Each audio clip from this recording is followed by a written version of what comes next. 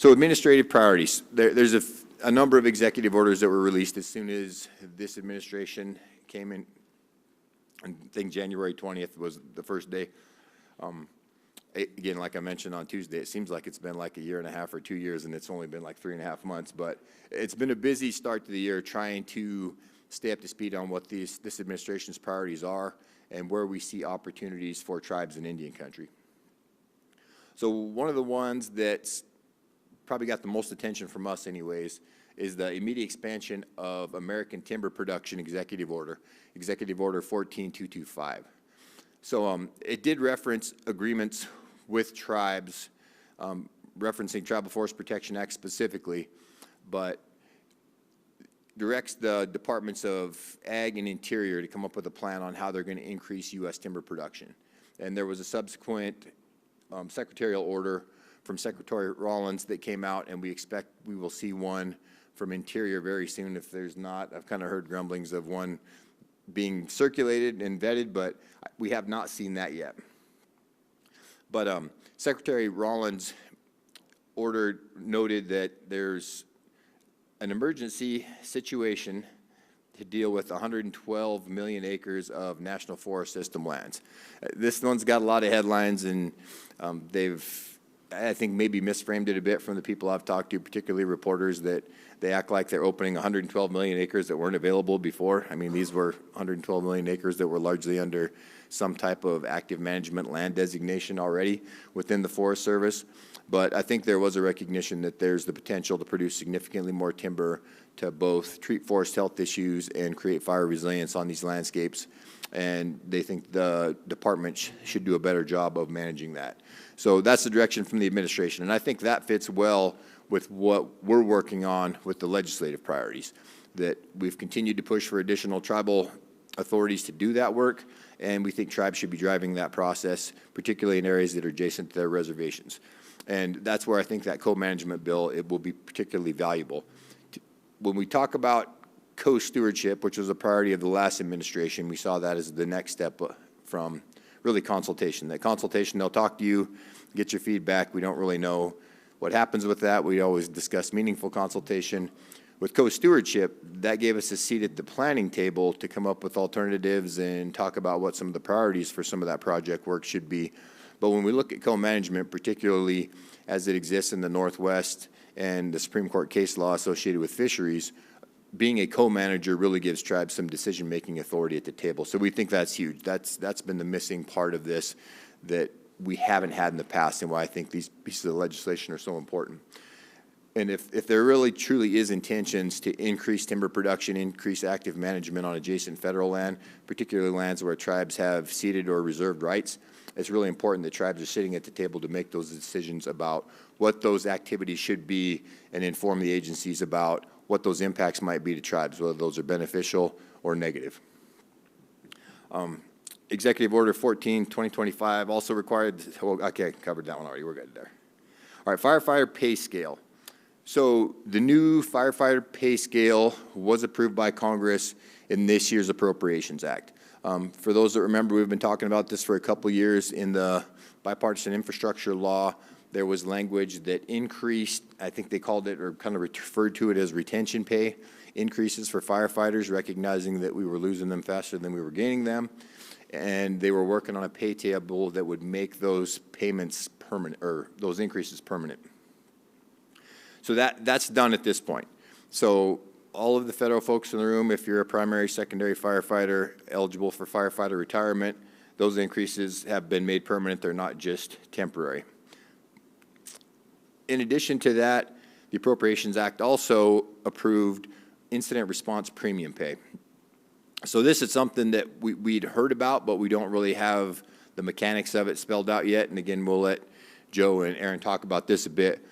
But it would allow for additional pay for qualifying incidents, which may include wildfire, prescribed fire, or severity incidents, up to $9,000 per year per employee. Again, this is how this is being implemented in the federal government. For us as tribes, we'll have to figure out how that fits in with our pay scales, our pay policies, and how we can implement that to be consistent with what the federal guidance is, but also provide those additional pay benefits for our tribal firefighters. So yep, moving on to the next one. So Ninth American Forest Congress. So this is something we've been participating on for about a year or so. The 8th Forest Congress was just a few years ago. It's odd to me that we've had the last few in pretty consecutive order, because I think the first Forest Congress was in like 1890 or something. It was a long, long time ago.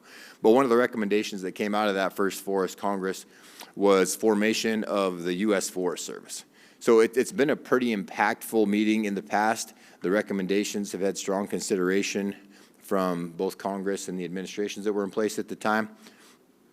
But unfortunately, we thought we had the agenda pretty well developed. The election happened, new administration came in, got a list of names and things that we weren't supposed to talk about anymore. So as of end of January, it was really back to the drawing board as far as what the agenda was, what was appropriate to talk about, what things we could include so that federal participants could participate in the meeting in D.C. But we still have it scheduled for July 15th through 18th at the Omni Shoreham Hotel in D.C. Pre-registration closed June 1st. I'm not sure if they're going to extend that. I know we were light on tribal participation, and we had Laura send out that registration email again about 2 weeks ago, I believe. So hopefully some folks got signed up. Pretty diverse group of people in the room for the Forest Congress, but based on my experience with the Wildfire Commission, there's a lot of interest from whether it's federal agencies, state agencies, NGOs, other interest groups, particularly on the timber side, about what tribes are doing. So I think there'd be a very open audience if there's people attending that. And if they extend it, we'll send another email out from ITC letting folks know there's an additional opportunity. I'm sure we'll get a report, or I'll give an update in one of my follow-up board reports in the ITC newsletter that goes out, letting folks know how that goes once we finish it up in July. Oh, there we go. All right, appropriations. So those of you that track appropriations, probably many of you that are in managerial positions and are very interested in funding and how that impacts your programs, saw the president's skinny budget that was released on May 2nd. Did not look particularly well for Indian country or generally programs across the country. So it was a $163 billion reduction for non-defense discretionary spending. But as Matt likes to say, and he will probably say again, the president proposes and Congress disposes of his budget. So we will see what actually happens. We've seen the House version move and still kind of waiting for the Senate version. We suspect, well, we're confident the Senate has language. We don't know what that looks like yet. We haven't had the ability to look at it, but presume that it will be something more moderate than what the president had proposed.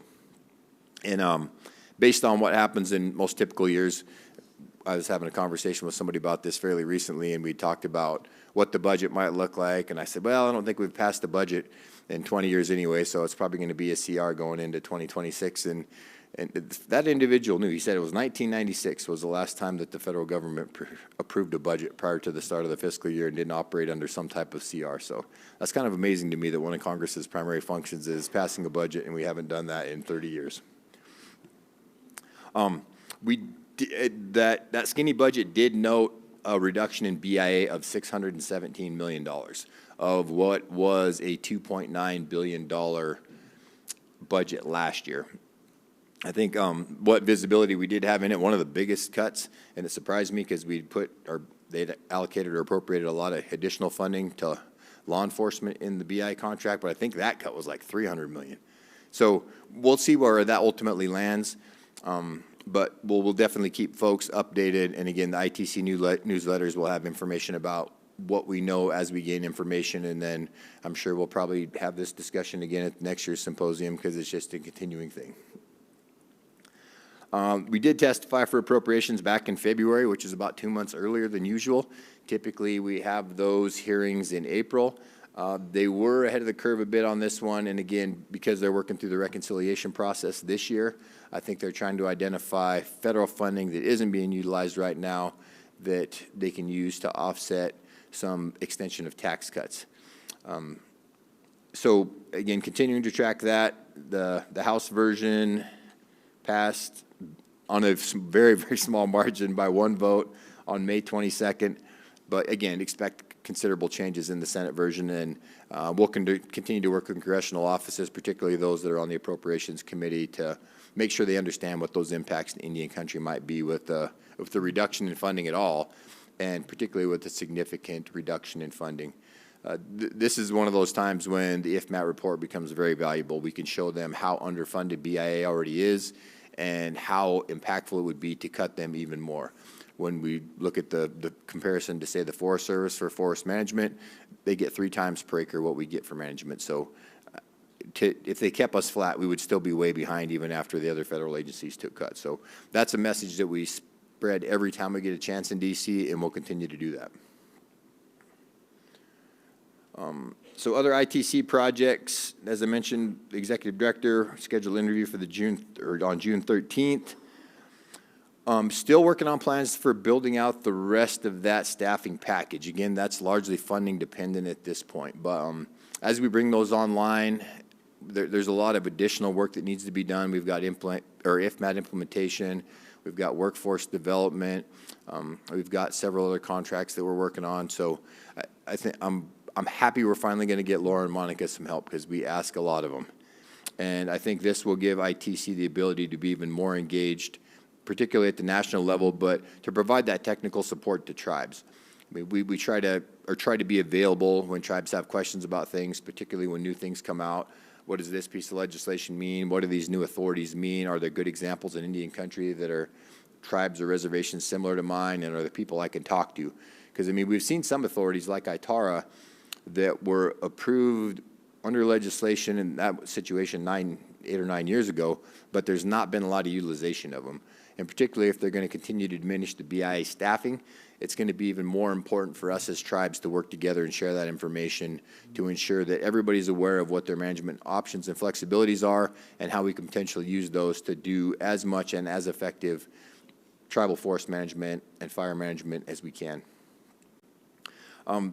We mentioned last night in the board meeting, ITC is subcontracted with the Intertribal Ag Council as part of the National Native Conservation Network, tasked at fostering better relationships between tribes and NRCS.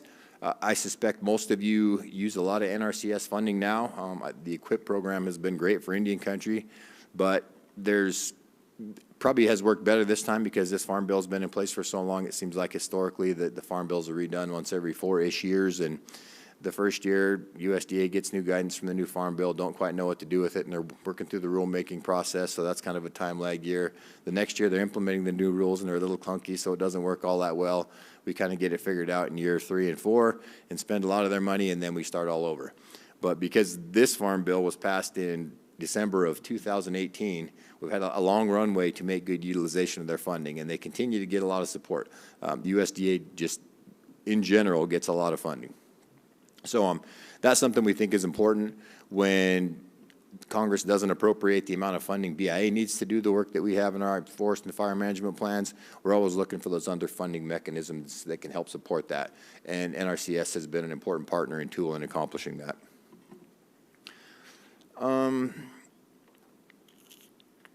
July 29th, Tribal Roundtable with USDA Forest Service. We close out a 5-year agreement on the wildfire crisis. The 29th dialogue is titled The Role of Tribes in Promoting Timber Production and Sustainable Forest Management, and will focus on Executive Order 2025 and SO 1078-066. So save the date is included in your registration packet. If you're interested in participating in that, please sign up. We'd love to have you there. Again, I think the wildfire crisis strategy was the priority of the last administration, but you see some similar narratives with this administration focused on timber production, forest health, and fire management and fire risk. The Fix Our Forests Act passed with largely bipartisan support through the House. We think the Senate version of that is moving. So there seems to be a continued priority from Congress on what forest and fire management looks like, and I think this is a good opportunity for tribes to work with USDA to see how we do that on adjacent Forest Service land. ITC will be hosting a tribal meeting at the Society of American Foresters Annual Convention in Hartford, Connecticut this year on October 21st. We've got Terry here. I know I saw him walk in. Terry, where are you hiding at? Did he step out? Oh, okay, he's in the raffle. So Terry's been great to work with, and I think this is a relationship we're going to continue to build. There's a lot of alignment between what ITC is trying to achieve and what SAF is trying to achieve. So would strongly encourage folks to take a look at that, and if you're interested and have the ability to attend that event. Some other ITC news just to kind of wrap up. I think I'm running a little long, but IFMAT implementation has been developed, working groups have been established, and we're working towards achieving the recommendations. For those of you that review the IFMAT report, tons of recommendations that come out of that. Many of them legislative, some of them appropriations, some of them operational, and we're trying to figure out how to achieve the goals or recommendations that were set out within that IFMAT report. We seem to be making good progress. I mean, I appreciate Steve making the comments last night about the amount of work going into implementing recommendations. Again, those reports are really valuable, and we use them a lot, particularly in DC, to try to push those tribal narratives and get those additional tribal authorities and funding in place to achieve our goals. This one, I think Laura, Monica, and the team that worked on this deserve a lot of credit for. So ITC story map on IFMAT 4 won the 2024 ArcGIS Story Maps competition for planning and infrastructure. So round of applause for them. That was a great job.